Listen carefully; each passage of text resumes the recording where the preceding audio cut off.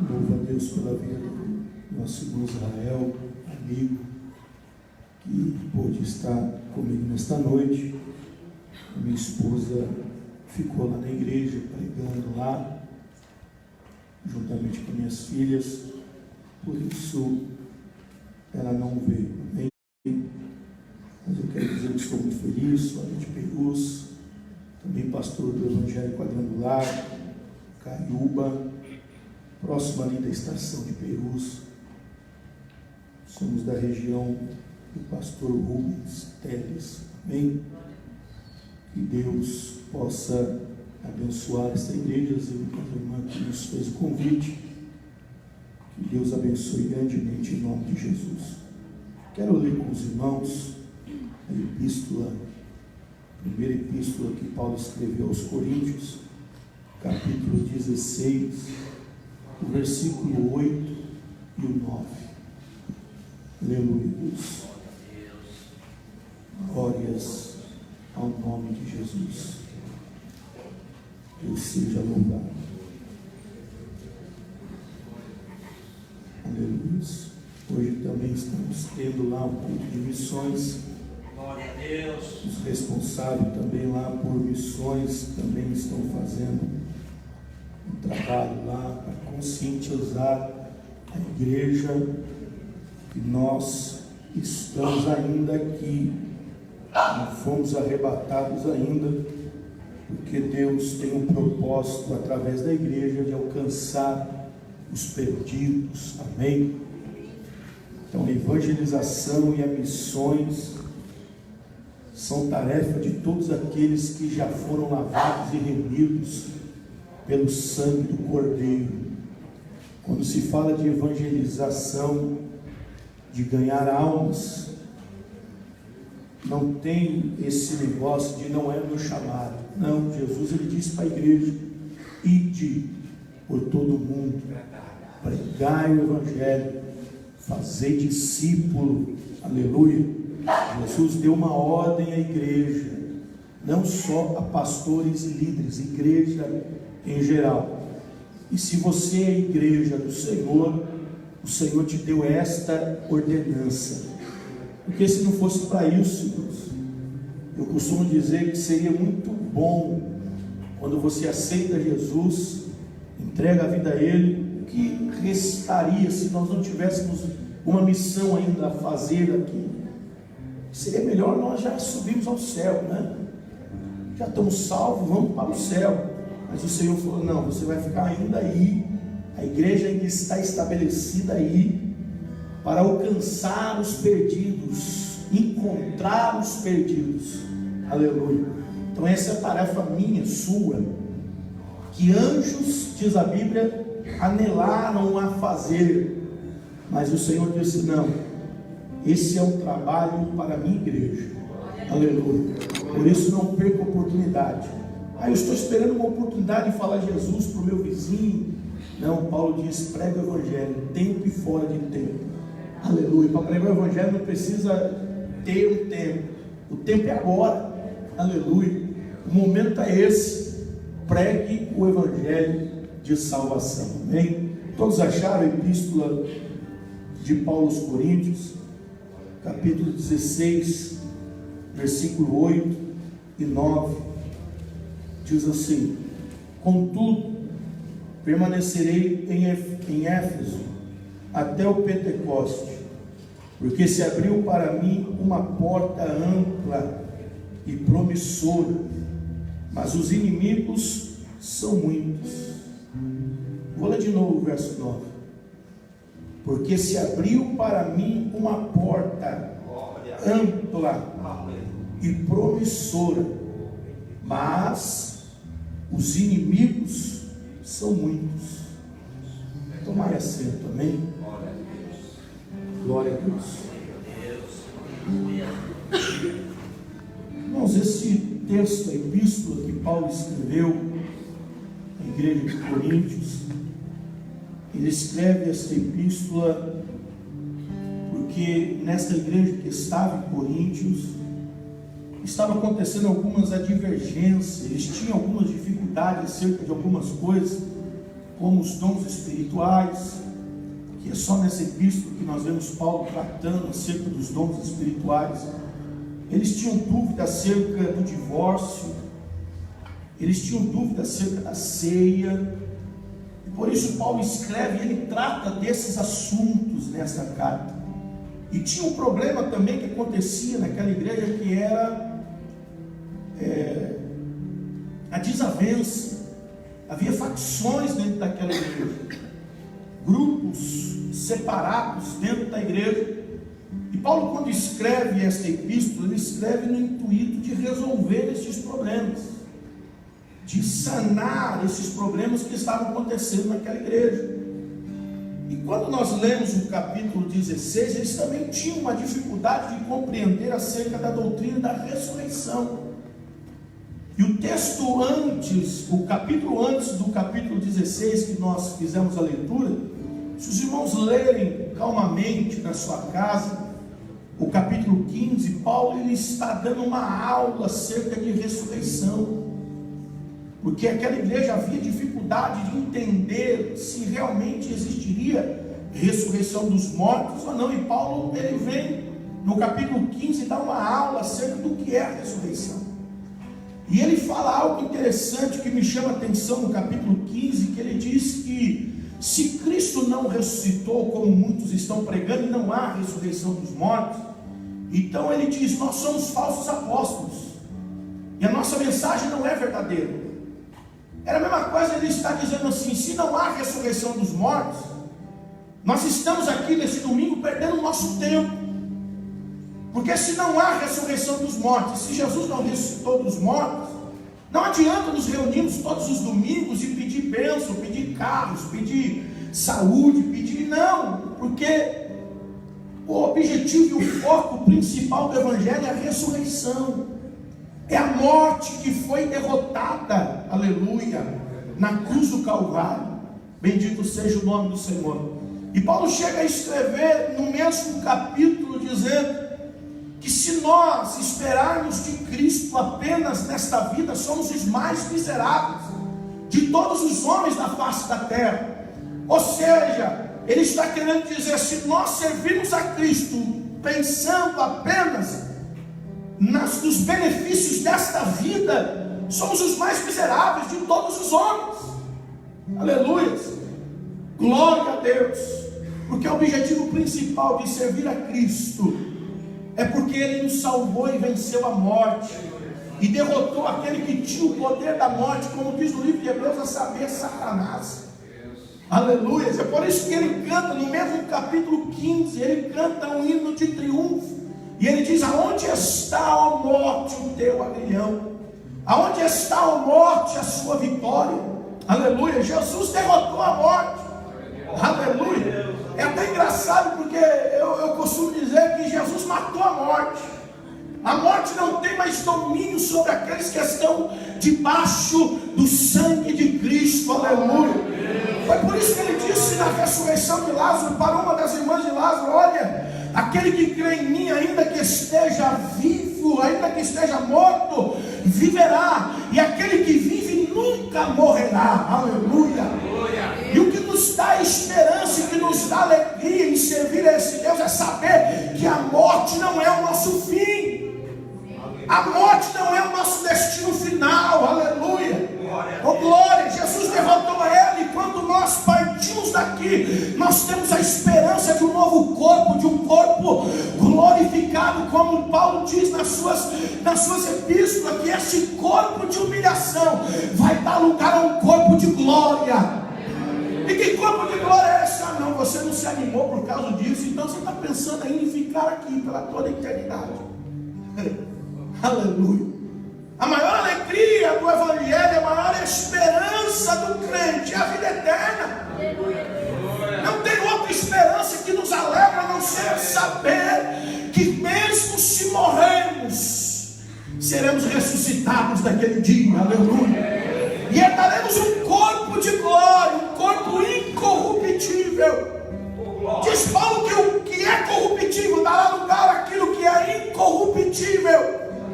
O que é mortal dará lugar a um corpo imortal, a um corpo que não vai haver morte. Aí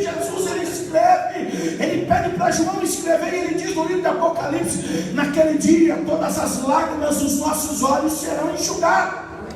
A morte, a tristeza não existirá mais. Glória a Deus. Aleluia, estaremos para toda uma eternidade junto com Cristo. Aleluia. Esse amém foi fraco. Pergunta para quem está do seu lado: você quer mesmo? Ou você ainda está pensando: Jesus, não volta agora não, eu preciso comprar minha casa própria, eu preciso ainda ter aquele carro do ano. Aleluia. Oh glória. Paulo diz que se nós colocarmos numa balança todas as nossas tribulações, comparado com aquilo que ele tem para nós, com o peso de glória que ele tem para nós, não dá para medir, não se compara. E quando Paulo escreve aqui no texto que nós lemos, ele está dando as suas considerações finais. E ele está dizendo para aquela igreja, se os irmãos lerem o capítulo completo, os irmãos vão ver que ele está expressando a sua vontade de ir lá em Coríntios, de visitar aquela igreja, de tratar com eles pessoalmente, de ficar bastante tempo lá para ajudar a eles nas dúvidas que eles tinham. E quando Paulo está escrevendo esta carta à igreja de Coríntios, ele está em Éfeso. E no final ele diz: contudo, mesmo ele sentindo o desejo de ir lá em Coríntios, ele diz assim: contudo permanecerei em Éfeso. Aí ele diz até o dia de Pentecostes, ele dá o tempo que ele ficaria em Éfeso. E por que ele ainda ficaria em Éfeso? E no capítulo 9 ele diz o porquê ele ficaria: porque me abriu uma porta eficaz. Quando ele fala uma porta eficaz, ele não está falando que abriu um trabalho para ele lá que ele ia ganhar bem. A porta que ele está dizendo é a porta que Deus abriu para que ele pregasse o Evangelho. Glória a Deus. Para que ele falasse deste Evangelho, dessa boa notícia. O Evangelho é o quê? Boa notícia. E qual é a boa notícia do Evangelho? Que Jesus derrotou a morte. Aleluia. Que a morte não tem mais domínio sobre nós. Glória a Deus. E é essa boa notícia que temos que propagar para todos aqueles que sentem pavor da morte, que Jesus venceu. Aleluia. E que se nós estamos em Cristo, venceremos. A morte será vencida. Oh aleluia. Oh glória. Bendito seja o nome do Senhor. Diz a Bíblia que o último inimigo a ser derrotado é a morte. Então aqui, enquanto nós estamos em vida, Deus está derrubando todos os inimigos que se levantam contra a igreja. Mas naquele dia o último inimigo vai ser derrotado. E qual é o último inimigo da igreja? A morte. Quando a última trombeta tocar, e aqueles que morreram em Cristo ressuscitarão primeiro, depois nós que estaremos vivos encontraremos com Ele nos ares. A morte será vencida. Oh glória. Oh glória. E Paulo, quando escreve a carta aos Romanos, capítulo 8, ele diz que aquele que realmente nasceu de novo anseia por esse dia, deseja por esta hora. E às vezes nós olhamos algumas pessoas dentro da igreja, não tem mais noção o porquê estão servindo a Deus e qual é a bendita esperança da igreja. E a bendita esperança da igreja não é nossa vida, é a vida eterna, é a glória futura. Oh aleluia, que nada e nada pode se comparar o que Deus tem reservado para aqueles que amam a Ele. Nunca houve nenhum filho, nunca chegou no coração, na mente humana, o que Deus tem reservado para a sua igreja. Louvado seja o nome do Senhor. E aqueles que nascem de novo, eles têm a presença do Espírito Santo. E Paulo diz que a presença do Espírito Santo é como se fosse o prato de entrada daquilo que ele tem ainda para fazer na igreja. E é por isso que Paulo escreve, se não me fala a memória, a Filipenses, e ele diz: aquele que começou a boa obra é fiel para completar até aquele grande E nós pegamos esse texto, às vezes, e colocamos esse texto como uma pessoa individual. Deixa eu explicar para você algo. Às vezes nós pegamos esse texto de Paulo dizendo: aquele que começou a boa obra é fiel para completar até o grande dia. E nós começamos a falar para as pessoas: está certo, tem que falar. Mas Paulo, quando ele fala isso, ele está dizendo que aquele que começou a obra de redenção sobre a igreja, ele é fiel para completar, para ir até o fim. Ou seja, até aquele dia que nós seremos arrebatados e estaremos com ele para toda a eternidade. Então ele é fiel. Se ele começou na sua vida, descansa, fique firme, porque ele vai completar. Caia súbia, cana chega. Ele não é como muitos governadores que começam uma obra e param no meio do caminho. Ele começa e vai até o fim. Ele começou uma obra de redenção da humanidade. E todos nós fomos alcançados por este evangelho e esta mensagem. E ele é fiel, porque ele vai cumprir o que ele prometeu. Então, quando ele escreve aos Romanos, ele diz que o Espírito Santo é derramado sobre a igreja. Não é bom sentir a presença do Espírito Santo? Você já sentiu ele aqui hoje, nessa noite? Porque ele está aqui, ele foi derramado sobre a igreja.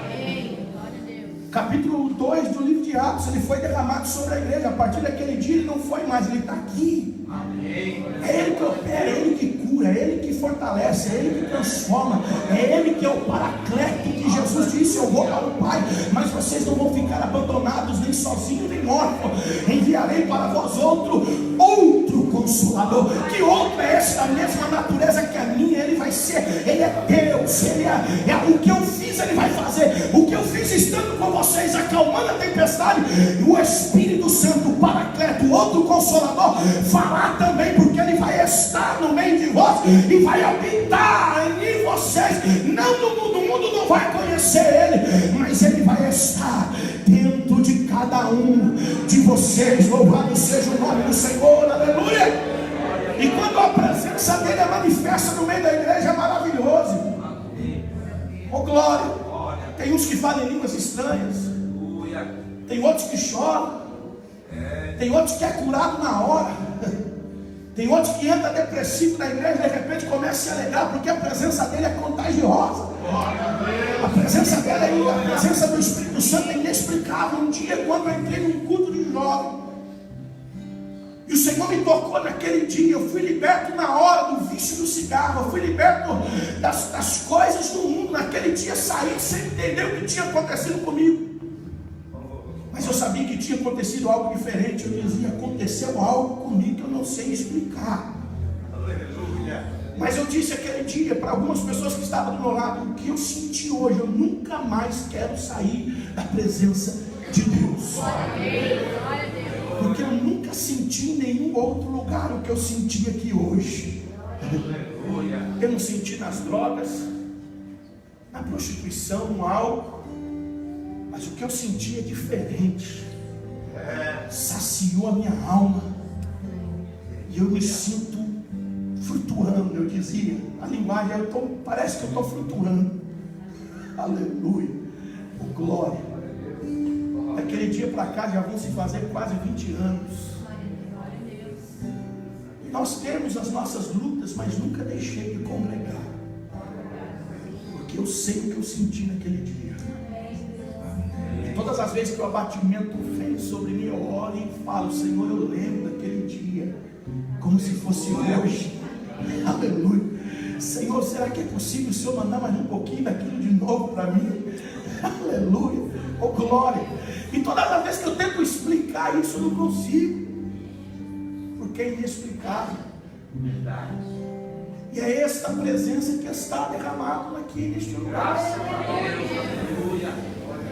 É esse poder que Paulo disse que é um poder que é eficaz. Não é um poder que não tem valia nenhuma, ele é eficaz no meio da igreja. Paulo escreve a carta aos Éfesos, à igreja de Éfeso, e diz: olha, esse poder, esse sobre excelente grandeza de poder é eficaz no meio da igreja. E ele diz assim: é o mesmo poder que ressuscitou a Cristo dos mortos.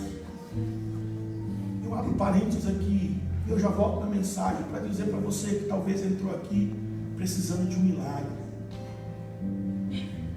entrou aqui talvez desesperado, entrou aqui precisando de algo sobrenatural. Talvez você está apavorado e cansado e não vê saída. Eu quero dizer para você que existe um poder neste lugar que às vezes não conseguimos tocar, não conseguimos ver, às vezes não conseguimos nem sentir, mas esse poder é eficaz. Aleluia. Glória a Deus. E talvez não é porque você não esteja sentindo, não esteja sendo tocado, que esse poder não está aqui. Ele está aqui. E que poder é esse? A própria presença do Espírito Santo. Oh, aleluia. Oh, aleluia. Oh, aleluia. E se você tiver fé, mesmo não sentindo, porque fé é isso. Às vezes as pessoas querem sentir, querem tocar, querem ser tocadas, mas a Bíblia diz que nós temos que exercer a nossa fé. E o que é fé? Fé é você não sentir nada. Fé é você não conseguir tocar em nada, não ser tocado por nada, mas você crê que Ele está aqui e alguma coisa diferente pode acontecer na sua vida. É você acreditar, mesmo não sentindo, mesmo não vendo, que hoje você pode sair daqui diferente, transformado, curado, com milagre. É você ter a certeza que o poder de Deus está neste lugar. Deixa eu ver quem crê isso, nessa palavra, nessa noite. Levante a sua mão por um minuto, adore a Ele. Por um minuto, diga glória, por um minuto. Eu abro um parênteses aqui, porque Deus Ele quer curar aqui nesse lugar, nessa noite. Deus quer fazer milagres na sua vida aqui nessa noite, mesmo que você não creia, não veja. O Espírito de Deus está sobre este lugar, e como ministro do Evangelho, eu ministro sobre a sua vida a cura, a transformação. Se você entrou aqui triste, começa a receber alegria agora. Se você entrou aqui desanimado, começa a receber ânimo. Se você entrou aqui sem força, começa a receber vigor nessa hora, porque há um poder no meio da igreja que é eficaz e se chama Espírito Santo. A Bíblia nos garante isso. E se esse poder é real e está aqui, recebe nessa noite, recebe nessa noite, recebe nessa noite renovo. Você que há muito tempo não falava mais em línguas, recebe renovo nesta noite. Você que não sentia mais, recebe renovo nesta noite. O Espírito de Deus está aqui, não perca o seu tempo. Aproveite agora esses minutos que você está aqui, porque o Espírito de Deus está pairado sobre esse lugar, como ele estava lá na face das águas. E você viu o que aconteceu? Aleluia. Estava tudo sem forma e vazio, mas o Espírito de Deus pairava. E o que aconteceu? Haja luz. Haja divisão entre a luz e as trevas. Foi acontecendo. Se o Espírito de Deus está aqui, Glória a Deus. as coisas já estão acontecendo na sua vida.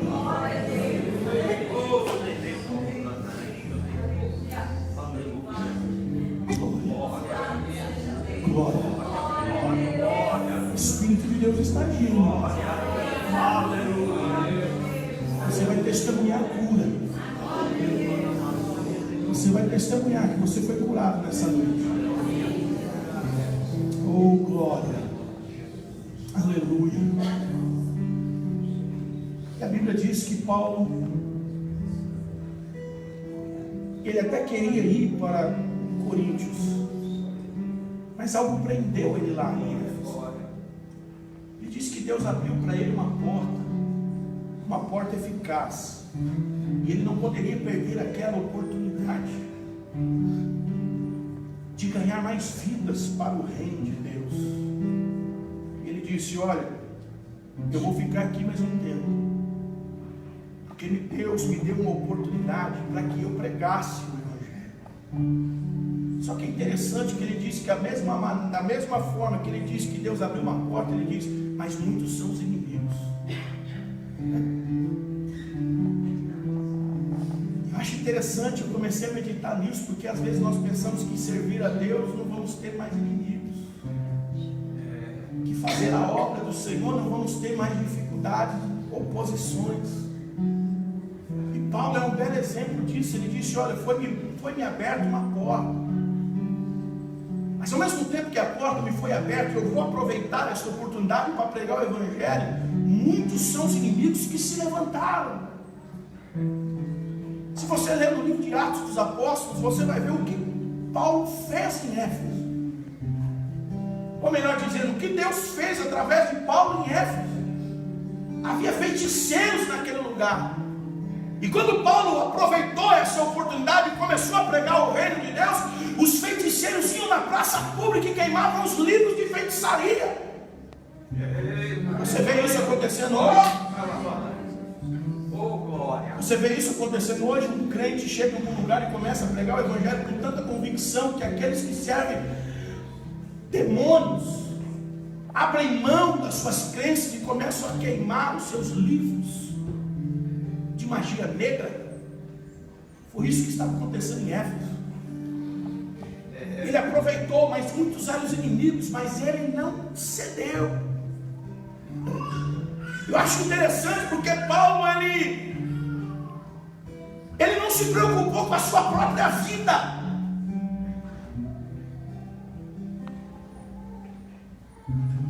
Deixa o Espírito Santo falar com você nesta noite. Deixa Deus te avivar nessa noite. Paulo não tinha preocupação com a sua própria vida, mas ele queria fazer a vontade de Deus. Ele sabia que ele estava sofrendo ameaças, e quando ele escreve a segunda carta aos Coríntios, no capítulo 1, versículo 8, se não me falo memória em diante, ele diz que ele passou por situações tão horrendas, tão difíceis, que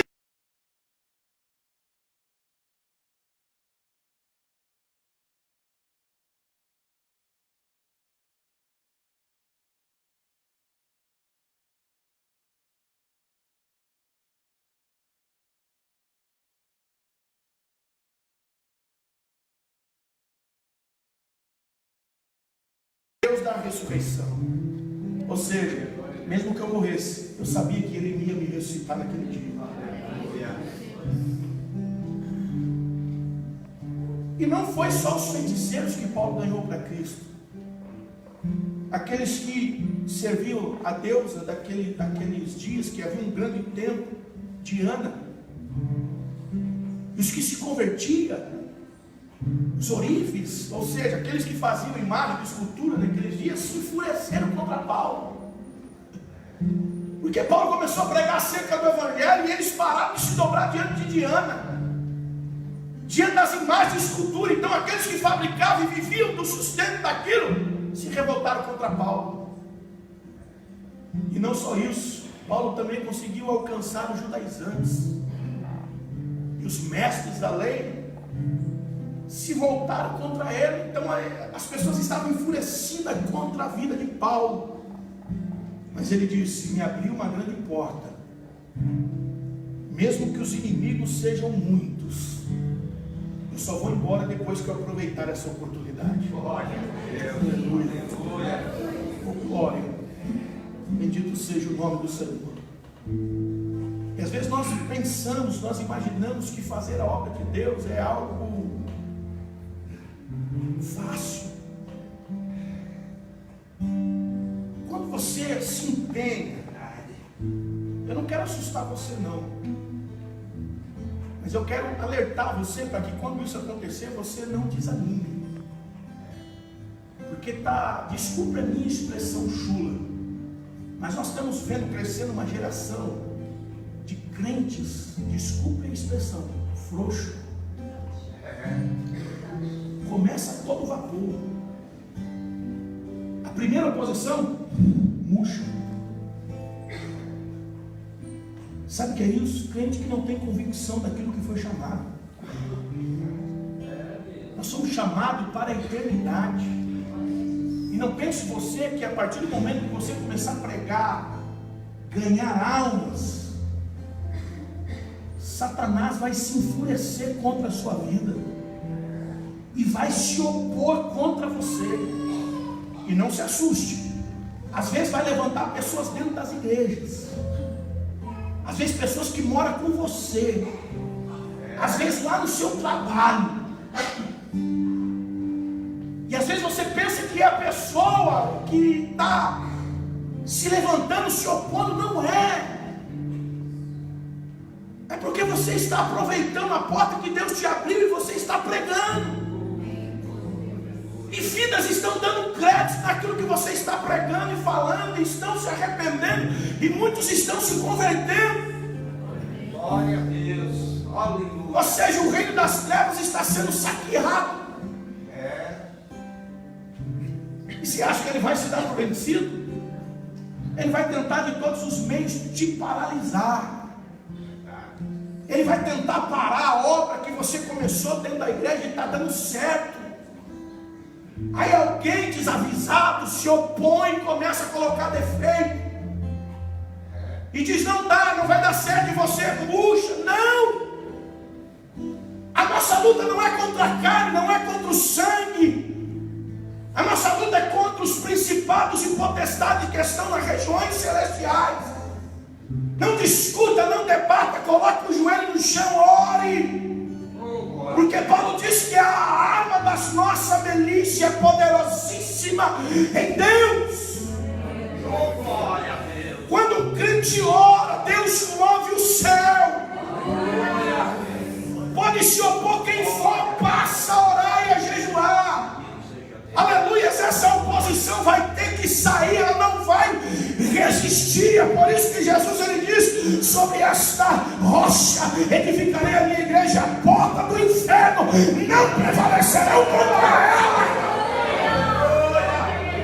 Aleluia, o que esse texto nos ensina, que não é você que tem que se defender, é as trevas que tem que se esconder de você, porque a igreja está avançando, a igreja está marchando, e ela não pode recuar e nem parar, porque Jesus ele disse que ele não tem prazer naquele que retrocede. Então vá para frente, marche. Aquela suri de Candaraxébias Damancho leva suíne que plor dará sébia chorebecão chorevácia ore calabassuri me cantébias. O Espírito de Deus está aqui nesse lugar. E talvez você entrou aqui desanimado, pensando em parar e desistir. Talvez você até desistiu, mas Deus te trouxe aqui nessa noite para te avivar, para te levantar, para te colocar de pé e para dizer para você: foi eu quem te chamou. Aleluia. Então estenda as suas mãos e vá, coloque a mão no arado. Ganhe almas, pregue, visite, ore para que o demônio saia, porque Jesus delegou essa autoridade sobre a igreja. Em meu nome falarão em outras línguas. Em meu nome, se beber alguma coisa mortífera, não causará dano algum. Expulsarão demônios no meu nome. Foi delegada a você uma autoridade. Então regace as mangas e vá para cima, não recua. Não recua, avança. Oh, glória, quem está aqui comigo?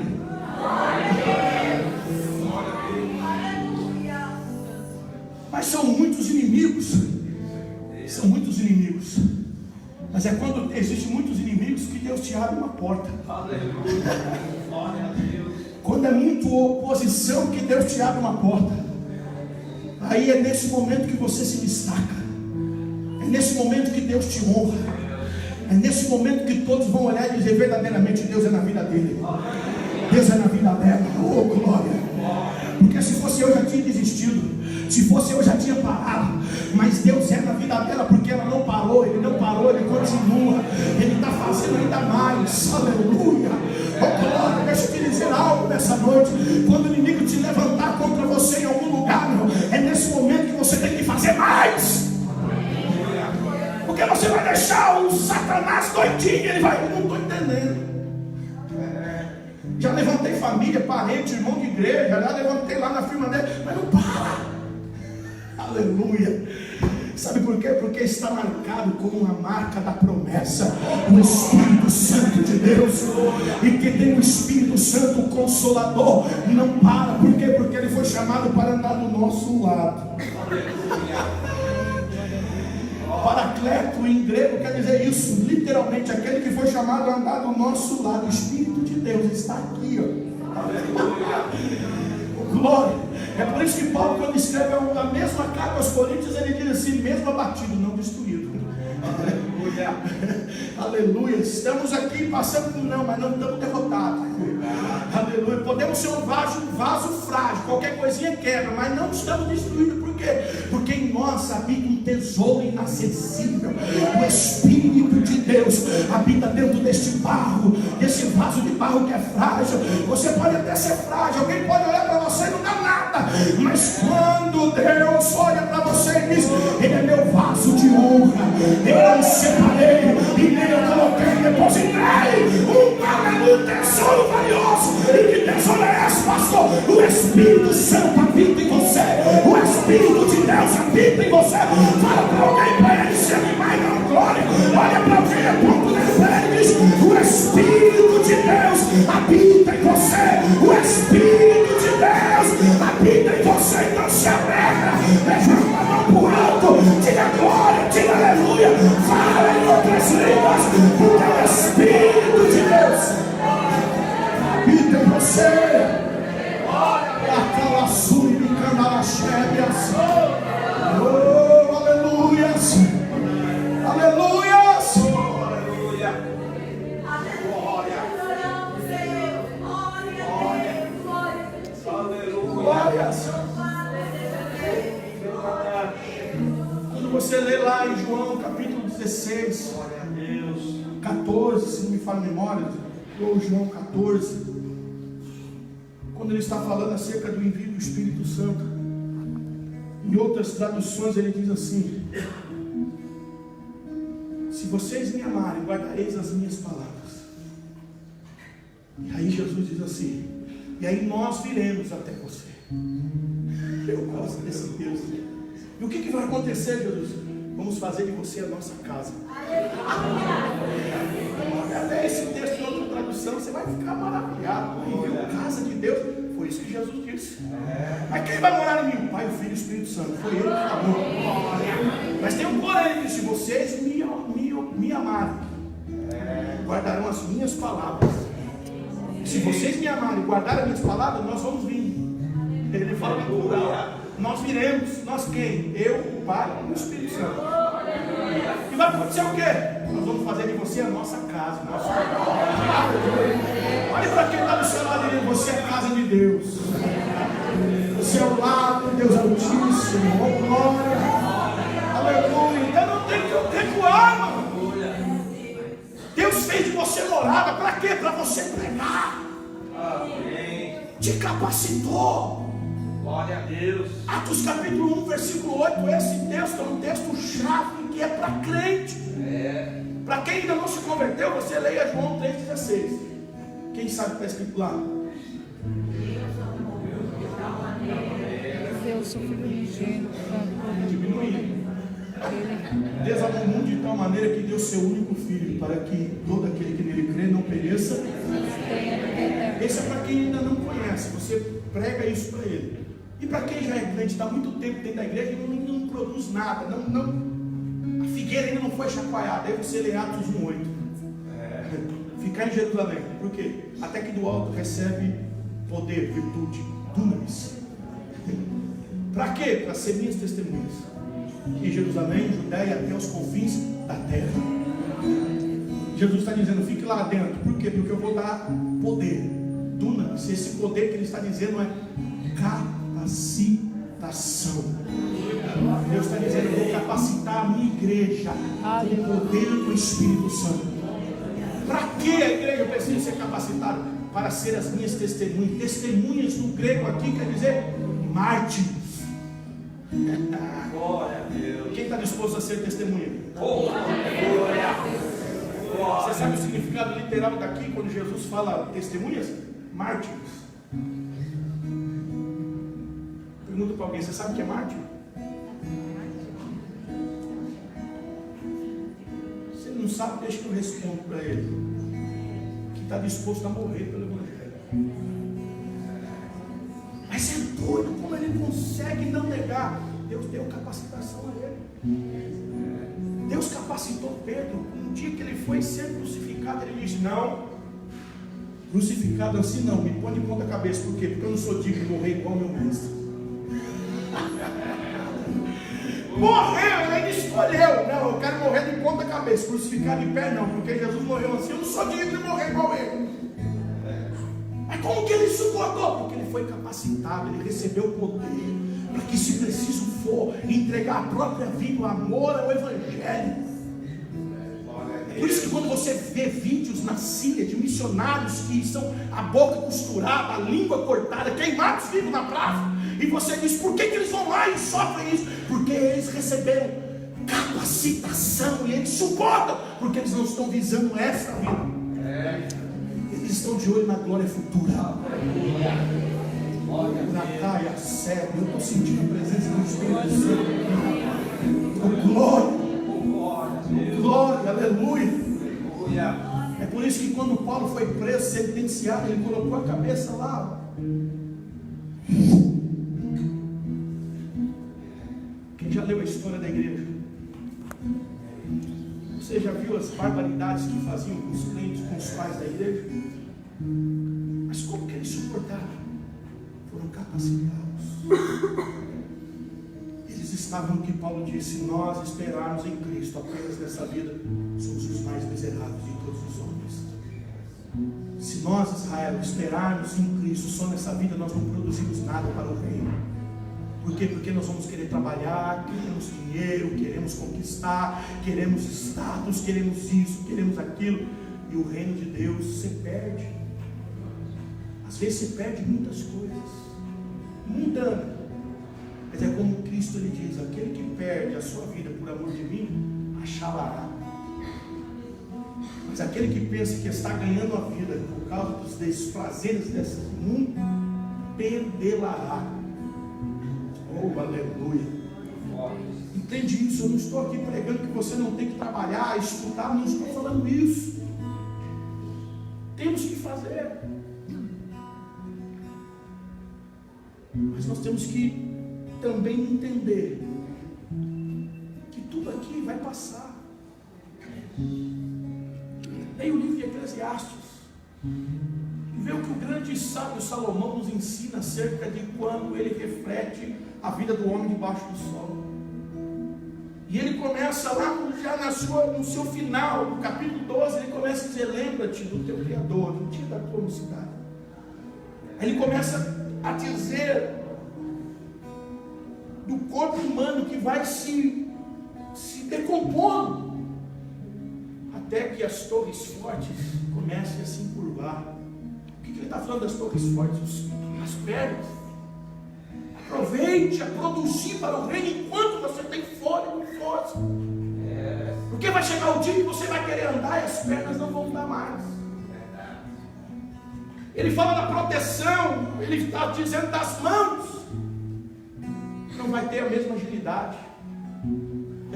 Leia lá, ele fala até chegar à morte, até que o corpo volte para o pó, que o Espírito torne a Deus quem o deu. Então aproveite enquanto você tem saúde, enquanto você tem força, produza para o reino, pregue, ganhe almas. Porque vai vir dias na sua vida que você vai dizer que não tem mais contentamento, não tem mais ânimo, não tem mais força, porque você até quer ir, mas o corpo não ajuda. Lembre do seu Criador. Oh, glória. Quem está entendendo isso? Amém. Eu já estou encerrando isso. Glória a Deus. Glória a Deus. Apesar que eu acho que eu tenho mais 15 minutos, mas eu estou encerrando.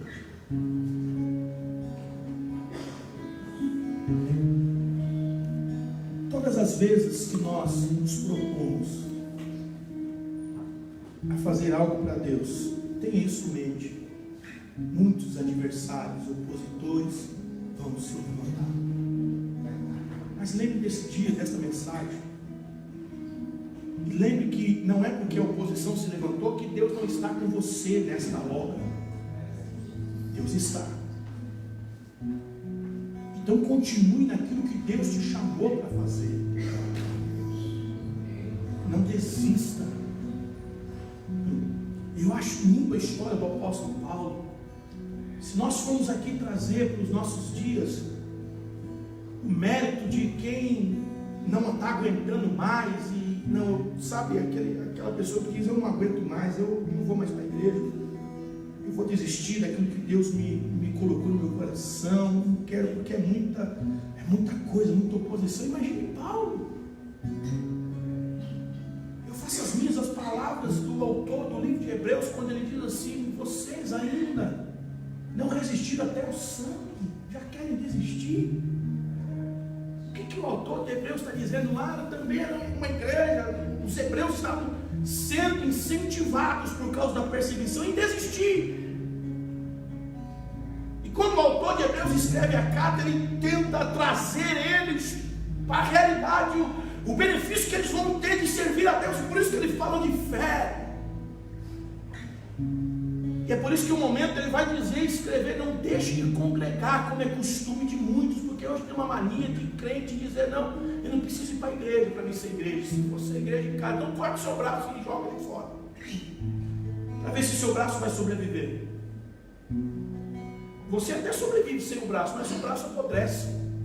É isso que acontece com aquele crente que diz que não precisa de igreja, porque a igreja é o corpo de Cristo. Cristo é o cabeça. Estamos ligados uns nos outros pelo Espírito Santo. E quando você cai nessa tolice de servir a Deus em casa, você morre espiritualmente. O Espírito de Deus não vai mais habitar em você. Essa é a realidade. E é isso que Paulo nos ensina. Então não caia nessa moda dos desigrejados. Uma tolice e falta de sabedoria. A igreja só é igreja quando ela está reunida aqui, o povo de Deus, onde estamos ligados uns aos outros. E o autor de Hebreus, ele disse isso para os irmãos que estavam sendo tentados a desistir: não deixe de congregar, esteja com a igreja, congregue com os irmãos, porque muitos têm lá naqueles dias já tinham esse costume de não congregar, e hoje parece que virou moda. Era uma carta que o autor estava incentivando aqueles irmãos, no momento de adversidade, a ficarem firmes. E ele diz: vocês ainda não suportaram até o sangue. Ou seja, ninguém ainda te feriu para que você negasse o evangelho. Alguém te bateu hoje para você não vir para a igreja? Alguém deu um murro em você? Quando você saiu para evangelizar, alguém te deu uma rasteira? Alguém te deu um tiro? Você quer desistir? O que você enfrenta, irmão, o que eu enfrento, não chega aos pés do que os apóstolos e os heróis da fé e os pais da igreja enfrentaram. Nós temos uma regalia tão grande para servir a Deus, e talvez seja por isso que muitos tenham dificuldade de aproveitar isso. Porque nesse momento que nós estamos aqui ouvindo a palavra, com esse som de fundo do violão tão gostoso, que às vezes dá até vontade de dormir, né? Que o pastor vai falando e o som do violão. Mas nesse momento que você está aqui tendo a oportunidade de ouvir essa palavra e cultuando Deus simplesmente com gesto, porque eles não podem falar, que se ouvirem lá fora matam eles. Talvez seja por isso que lá eles, e o valor que eles dão para a Bíblia, tem países que eles dariam tudo para ler um trecho do livro de Salmos. Tem um país que não me falha a memória onde é agora,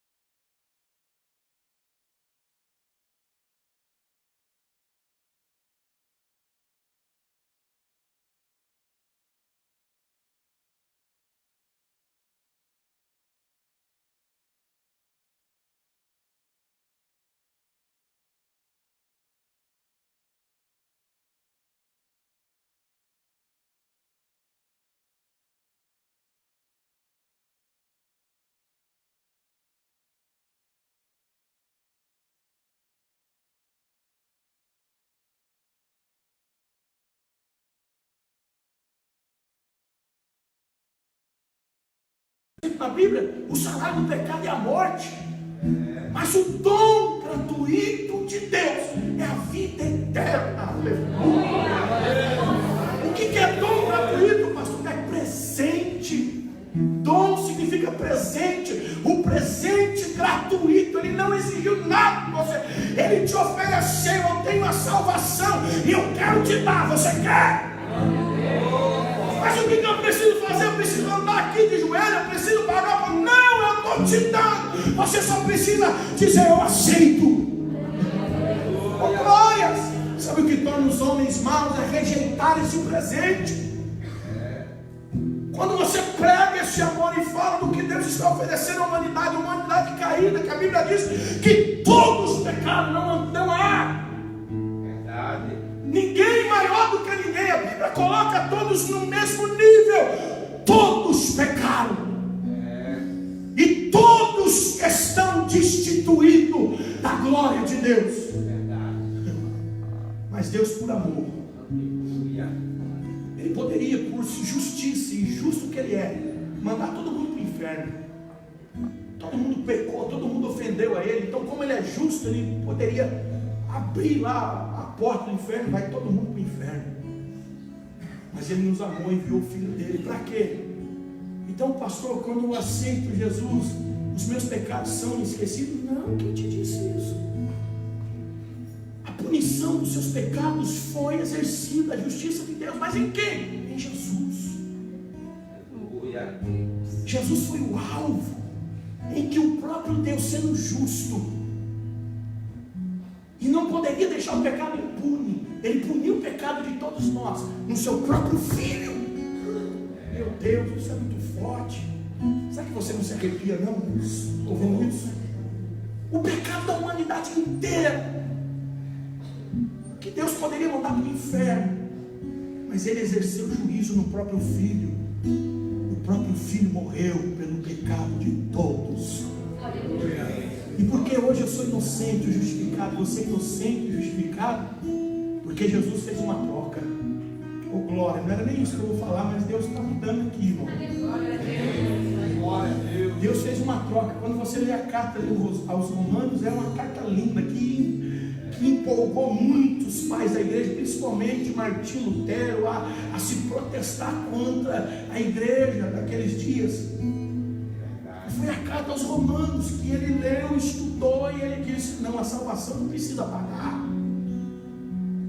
porque ninguém tem condições de pagar por ela, mas Deus, por amar nós, sacrificou o próprio Filho. Oh, aleluia. Oh, glória. Oh, glória.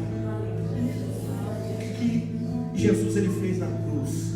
E ele diz assim: e tendo mais, Ele imputou sobre nós a justiça dele. A palavra imputar, quem trabalha em contabilidade aqui sabe, é um termo de quem trabalha nessa área. Imputar é depositar. A justiça de Cristo Ele depositou na minha vida e na sua vida. E os nossos pecados Ele depositou na conta dele. Que amor é esse? Aleluia. Aleluia. Os sacrifícios da velha aliança não tinham poder de anular o pecado, porque ano em ano você era como se fosse uma comemoração dos seus pecados. Em ano você tinha que oferecer sacrifício. Eu pequei, está aqui o meu não. Mas Jesus, Ele levou de uma vez por todas, e Ele colocou a justiça dele na igreja.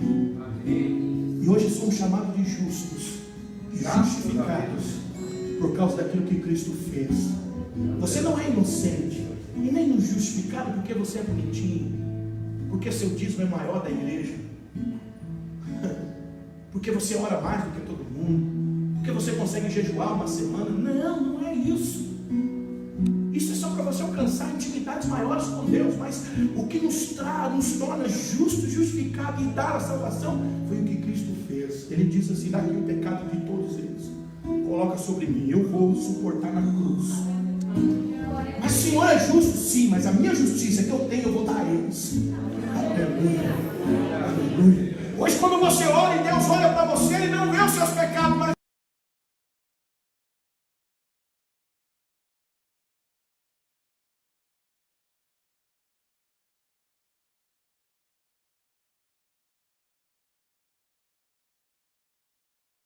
da presença de Deus. Ele é pecador, ele fez isso, ele cometeu aquilo, ele não importa, meu filho pagou e o sangue dele purifica todo e qualquer pecado, é inocente. Talvez seja por isso que Paulo escreve aos Romanos e diz: aleluia, glória ao que queremos a essas coisas. Se Deus é por nós, quem será contra nós?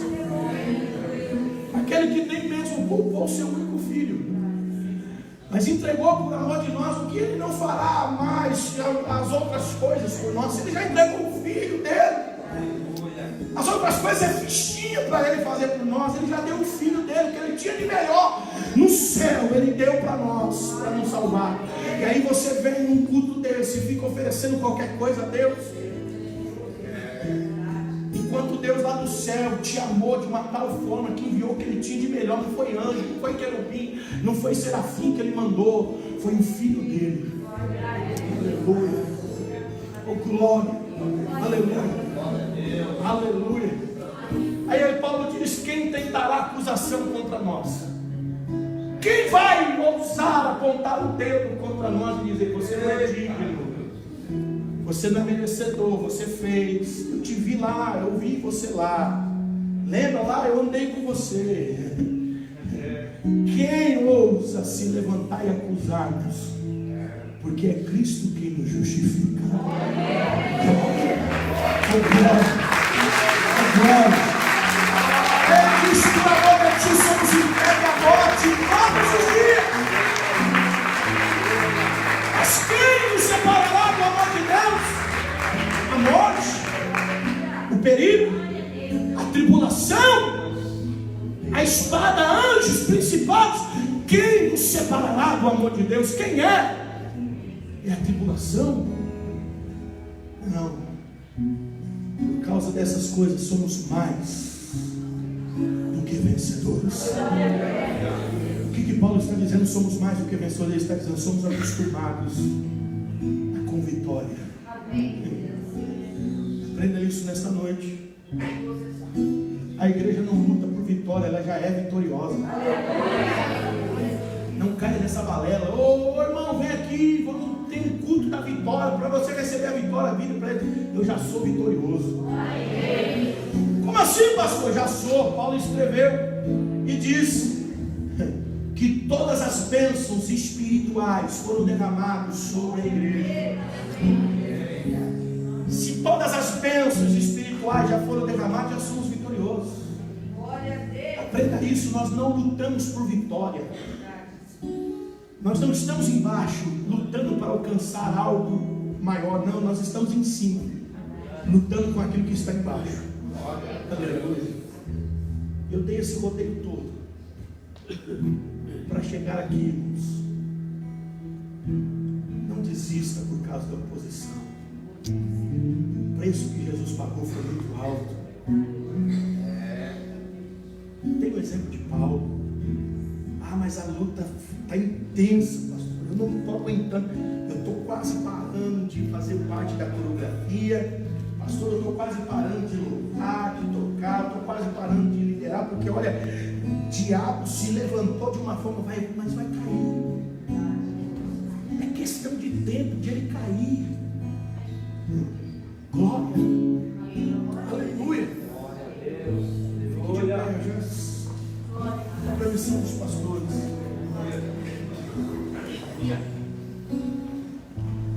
Paulo, certa feita, ele estava em Listra, se não me falha a memória. Alguém pode fazer um louvor aqui? Nós vamos orar. A Bíblia diz no livro de Atos que Paulo estava em Listra e ele estava pregando, e ele entrou no culto. Preste atenção nisso.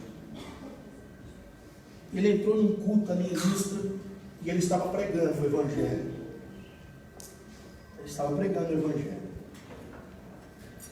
E naquele dia, naquele culto, tinha um jovem que era paralítico de nascença, paralítico. Aí diz o texto que Paulo, na hora da pregação, olhou para aquele jovem e diz a Bíblia que ele viu naquele jovem fé a ser curado. E ele olhou para aquele jovem e disse: jovem, eu te digo, apruma-te. Aquele jovem ficou de pé na hora. Eu leio o livro de Atos, eu fico impactado. Os apóstolos não estavam dando rodeio que nem a gente faz. Não, eu vou orar aqui para Deus curar. Deus cura, determina. Não, eles falavam: ó, anda. Andava. Ele dizia: via. Até a Dorcas, que estava morta, Pedro foi lá, olhou e disse: levanta. Levantou. E a gente fazendo um rodeio hoje. E quando não acontece nada, fala: ó, daqui até sua casa pode acontecer. Não é assim? Fica feio, né? Então tem que falar: ó, daqui até sua casa Deus vai fazer alguma coisa. Mas com os apóstolos é diferente. Anda, andava. Levanta, levantava. Via. E Paulo diz para aquele jovem: apruma-te. Ele ficou de pé. Todos que estavam ali falaram: porque conhecia ele, sabia que ele era paralítico desde que nasceu. E de repente Paulo fala: apruma-te. E aquele rapaz levanta. Oh, aleluia. Glória a Deus. Esse mesmo Espírito que fez aquele jovem levantar está aqui. Se você está enfermo, Deus te dá saúde agora. Se há um caroço no seu corpo, esse caroço some agora, para a ordem do poder do nome de Jesus Cristo. Todos ficaram atônitos e começaram a querer sacrificar a Paulo. Se me fala a memória, Barnabé, que até aquele momento era Barnabé, na primeira viagem missionária. Aí Paulo em cima lá, os pessoal já trazendo um touro para sacrificar. Se fosse hoje, né, irmão?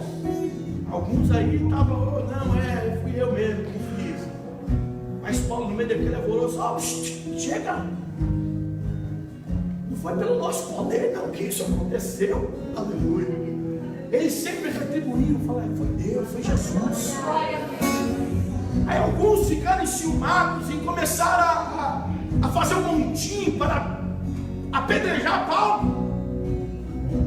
E diz a Bíblia que os judeus que estavam ali enciumados pegaram Paulo, apedrejaram ele. Apedrejaram. Não foi pedrinha, não, foi pedra com gosto. E diz a Bíblia que só pararam porque acharam que, ou seja, eu acredito do jeito que a Bíblia diz, que Paulo havia morrido ali. E disse assim: apedrejaram tanto que, dado como morto, eles arrastaram Paulo para fora da cidade. Dado como morto, morreu. Eu fico imaginando as trevas. Agora parou, o perturbador parou, agora morreu. Apedrejando ele, conseguiram, calando Paulo. Estava perturbando as vizinhanças, pregando esse evangelho aí do reino. Agora morreu. Agora não tem mais jeito. Sabe o que aconteceu? Paulo, quando chega na outra cidade, ele levanta. Chega os discípulos perto dele, ele levanta. Eu fico imaginando, a Bíblia não diz, mas eu fico imaginando Paulo levantando, sacudindo pó. E aí, Paulo, paramos agora, né? Vamos voltar para Jerusalém? É melhor voltar a ser judeu, né? Vamos parar com esse negócio? Não, vamos para outro lugar. O que nós vamos fazer? Vamos pregar.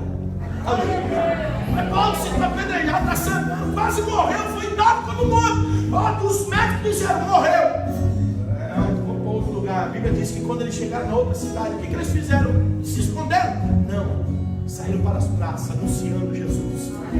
Meu irmão, e você quer parar? Porque alguém não olhou para você e não disse que seu trabalho foi bem feito?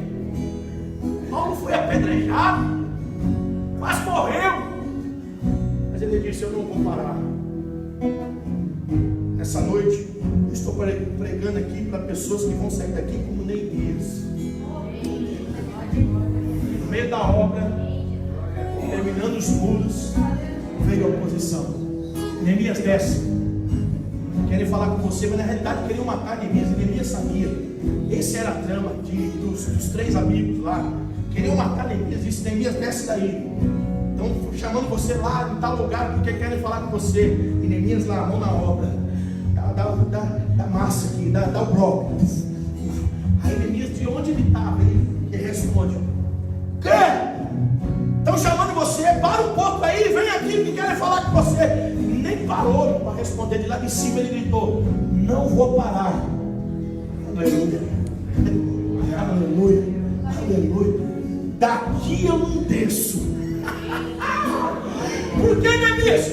Eu estou fazendo uma grande obra e não posso parar. Oh glória, oh glória. Quem aqui nessa noite está com Neemias? Satanás quer que você pare. As trevas quer que você desista. O diabo quer que você renuncie à sua fé. Quer que você não faça mais a obra. Mas hoje você vai dar um prato. Eu não vou parar. Eu não vou descer daqui. Porque eu estou fazendo uma grande obra. Só quem é corajoso para isso, levanta a mão. No 3, você diz, coloca ar no pulmão, mas é para errar, viu? É para as trevas escutarem, sair correndo. É para as trevas, os demônios. É só uma analogia, tá? Não é isso, não é que acontece não, mas é uma analogia para você entender. Quando você gritar, os demônios vão ter que sair correndo e falar, lá não dá mais. Por quê? Estão empolgados. Mas você não já está investindo? Mas hoje eles estão saindo. É melhor a gente nem ir lá hoje. Por quê? Porque estão cheios de fogo. E se for lá, nós vamos ser alvejados. Então melhor nem ir hoje. Aleluia. Glória a Deus. Está disposto? No 3. 1, 2, 3. Vai.